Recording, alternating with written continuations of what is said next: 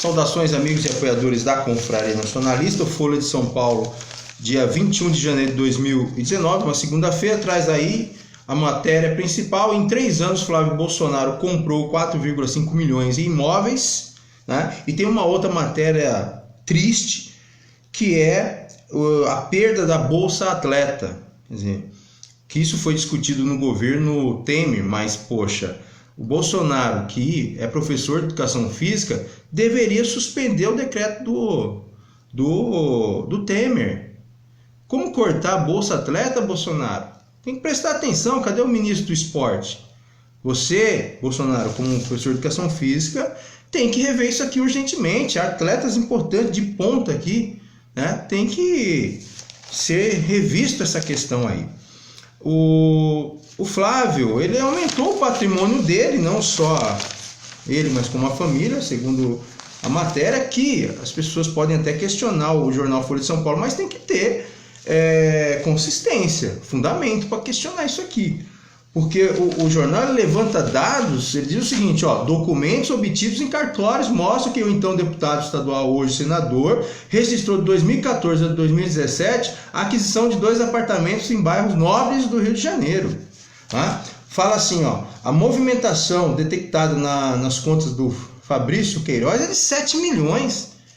Quer dizer, esse cara circulou 7 milhões, o motorista tem que explicar isso aqui, se é que tem explicação. Essa questão de depositar o dinheiro da assessoria em conta do eleito, isso não é algo só com o Flávio.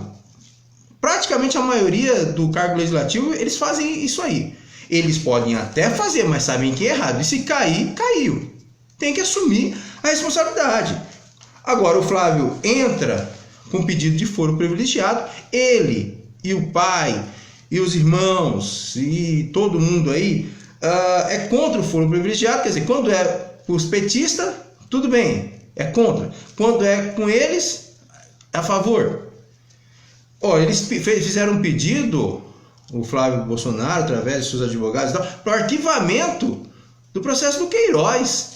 O homem que circula, um motorista, né, que circula 7 milhões na conta dele. Quem aqui, trabalhador comum, motorista, teve sua conta com uma movimentação de 7 milhões? Ou mesmo em um ano 1.200.000? Ou mesmo o Flávio, que parece que virou corretor, né? Quantos corretores de imóveis ganham, que tinham um gol, segundo a declaração aqui do imposto de renda do Flávio? Aqui, Flávio começou na vida pública em 2002, tendo como único bem na época um gol 1.000, segundo sua declaração de bens. Então, o jornal, ele está buscando as informações.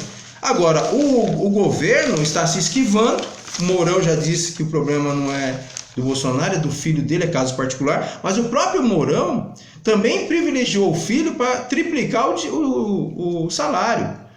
Agora, esse discurso de que ele era perseguido, então agora você se tornou vice-presidente, então você vai privilegiar ele. E os outros que foram perseguidos também? Pelo contrário, aqueles que exercem o cargo público, eles vão ter que fazer certos sacrifícios. Os filhos deles serão os últimos, é verdade. É assim que funciona uma ética dentro de uma política moral, vamos dizer assim. Então, assim, quem apoiou o Bolsonaro e a Confraria Nacionalista aqui na cidade de Tapicí da Serra foi a primeira organização que se manifestou e foi para a rua defender a candidatura, porque havia uma necessidade, sim. E não vem os petistas aqui e outros grupos dizer, olha, não, vocês erraram também, erraram, tiveram a punição e deve ser mantida essa punição. E não deveriam retornar para o poder. Isso é o que a confraria pensa.